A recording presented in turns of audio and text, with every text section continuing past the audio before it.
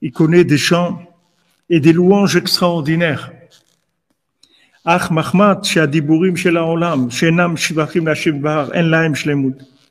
Mais comme maintenant les paroles des gens qui ne sont pas des louanges de Dieu, elles n'ont pas de perfection. Alken zeh tzadik hanal daika nira bnei haolam kavet pe. Donc ce tzaddik-là, il semble au monde comme quelqu'un qui bégaye. Donc voilà ce qui se passe. C'est comme maintenant, les gens, ils ont des paroles qui ne sont pas des paroles liées à l'objectif, à la finalité. Les gens ils disent des bêtises, ils disent des paroles qui sont de la shonara ou des choses comme ça. C'est ça qui fait que après, quand ils voient le tzaddik, ils voient quelqu'un qui bégaye en fait. Ils comprennent pas ce qu'il dit. Il nous avait dit cet exemple, le Rav Besançon, chez les mains. Alors maintenant, les paroles qui sont des paroles qui sont pas du tachlit, du but, ces paroles-là, c'est ça qui font qu'on reconnaît pas les paroles et la mélodie du tzaddik. Maintenant, le Yetzer hara, il attrape le monde entier par la parole. C'est écrit Shmor pitrei picha. Nos sages nous disent garde les portes de ta bouche. Fais attention à ce qui sort de ta bouche. Et c'est écrit aussi la petach hatat rovetz. Le Yetzer hara, il est tapis à l'entrée de la porte. Il se met à l'entrée de la porte et il attend là-bas. Nos sages disent à l'entrée de quelle porte? À l'entrée de la porte de ta bouche. Et nos sages ils disent que si quelqu'un il garde sa bouche, le Yetzer hara il peut rien faire contre lui. Rien. Il est intouchable. Si vous faites attention à votre bouche, le mal il peut pas s'approcher de vous. Le mal il s'approche de quelqu'un que quand il a utilisé sa bouche de façon qui n'est pas la bonne façon. Dès que quelqu'un il dit des paroles qui sont pas des paroles qui sont liées au but final, ou bien que Chas v'Shalom il dit avec sa bouche des bêtises ou des choses qui sont pas polies, ou bien du lashon hara, ça y est. Dès qu'il fait ça, le Yetzer hara il a une emprise sur lui. Et là, après de là, il le détourne. Alors ici, on voit cette application. Ça, ce que je vous dis là, c'est un enseignement général sur la parole. Mais ici, on le voit dans le Nyan de Rabbeinu. Alors, pourquoi maintenant le Nyan de Rabbeinu? Pourquoi Rabbeinu n'arrive pas à finir?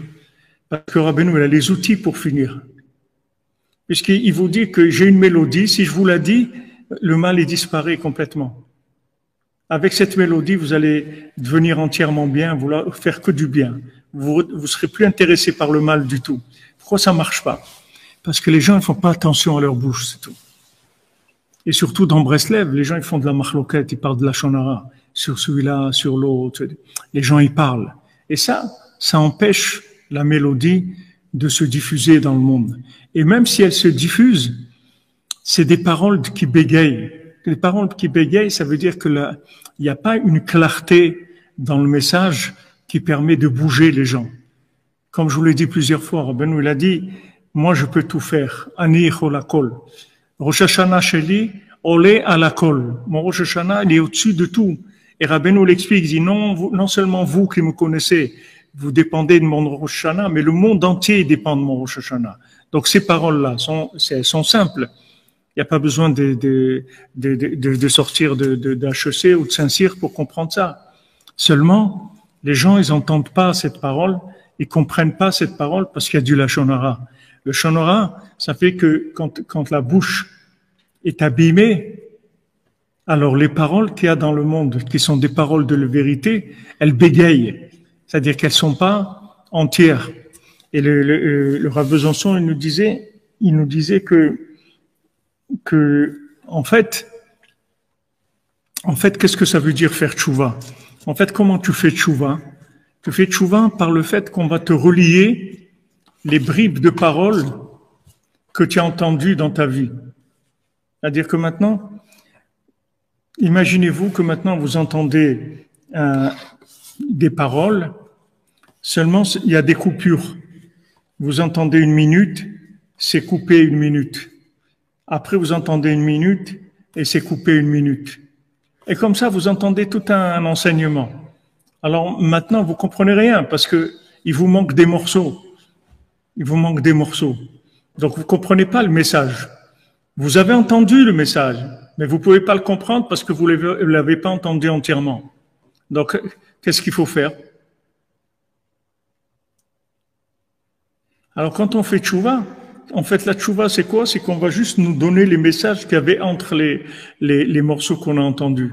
Et on va dire, ah ouais, mais c'est ça que ça veut dire. Ah oui, ça y est. Ça répond à toutes les questions. Tous ces vides-là, ils vont se remplir.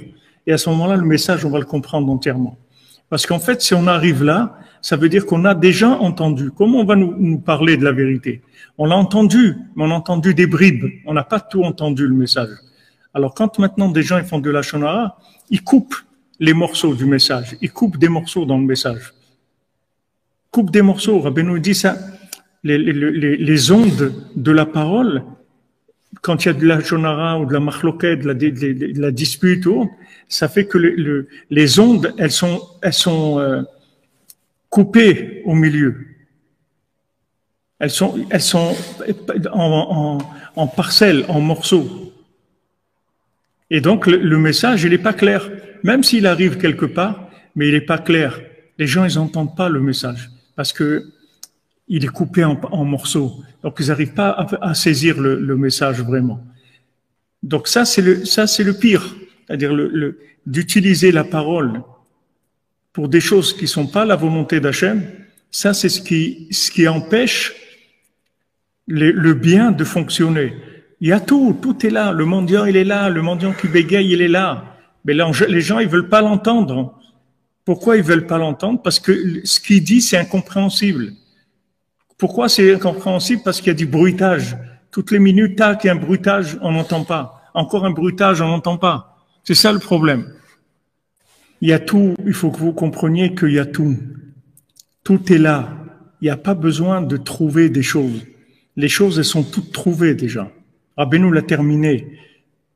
Il a gagné et il a terminé. Mais il a terminé, ça veut dire s'il n'avait pas mis tout ce qu'il faut, il n'aurait pas dit j'ai terminé. Tout est là. Le problème maintenant, c'est techniquement, il y a des choses qui empêchent la mélodie d'être entendue par tout le monde.